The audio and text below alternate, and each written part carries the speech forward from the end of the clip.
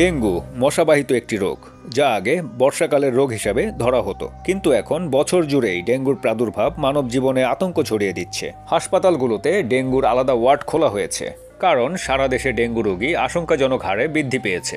মশাবাহিত এই রোগটির প্রধান বিবেচ্য বিষয় সচেতনতা হলেও মশা সম্পূর্ণ নিয়ন্ত্রণই হচ্ছে এই রোগ সম্পূর্ণভাবে প্রতিহত করার প্রধান উপায়, এমনটাই মনে করেন আক্রান্ত রোগীরা। ভর্তি করানোর আগে আমরা যেটা দেখে ভর্তি করে আর কি, সেটা ছিল হচ্ছে উনি কাশি দেয় আর একটু ব্লাড বের হয়ে যায়।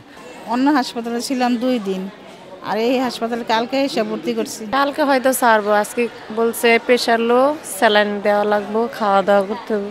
ডাক্তার বললো বেশি একটা ভালো না, মানে খাওয়া দাওয়া করতে গেছে, বেশি ভালো ভালো খাওয়া দাওয়া করতে করছে, সোপ ঠোপ এটি খাইতে গেছে, খাইলে আস্তে আস্তে ঠিক হবে।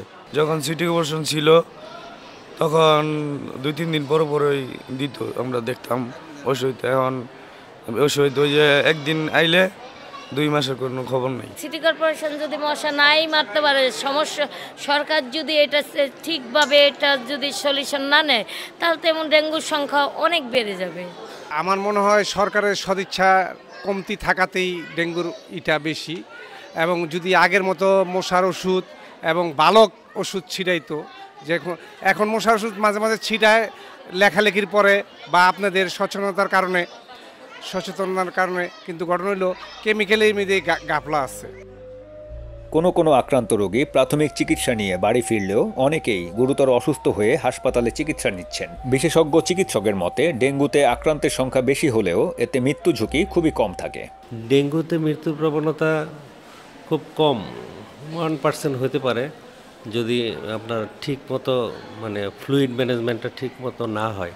বিশেষ করে এই ফ্লুইড ম্যানেজমেন্টটা এরকম যে একমাত্র খাওয়ার স্যালাইন বা পানি খেলেও চলে, তো এটা বেশিরভাগ পেশেন্ট খেতে পারে না, মূলত আপনার বমি হয়, বমির ভাব থাকে, হ্যাঁ, এই কারণে খেতে পারে না। এই জন্য আমরা বলি যে যেসব পেশেন্ট খেতে পারবে না, পারসিস্টেন্টলি বমি করবে, হ্যাঁ, তাদেরকে যেন হাসপাতালে চলে আসে। আর যারা মুখে খেতে পারে ওরা হাসপাতালে না এসে বাসায় খাওয়ার স্যালাইন, পানি এগুলো খেয়ে কিন্তু ফ্লুইড ব্যালেন্স রাখতে পারে। হ্যাঁ, তো ওদেরকে খেয়াল রাখতে হবে যে মানে প্রেশার কমে যায় কিনা, প্রস্রাব কমে যায় কিনা। হ্যাঁ, যদি না খেতে পারে তাহলে হসপিটালে চলে আসতে হবে।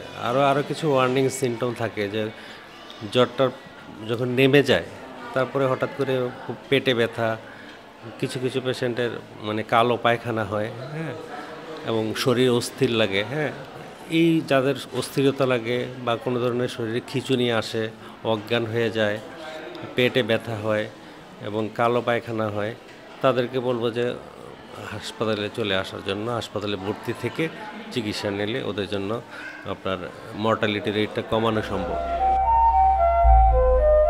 এম সাখাওয়াত হোসেন সুজন, দৈনিক আওয়ার বাংলাদেশ।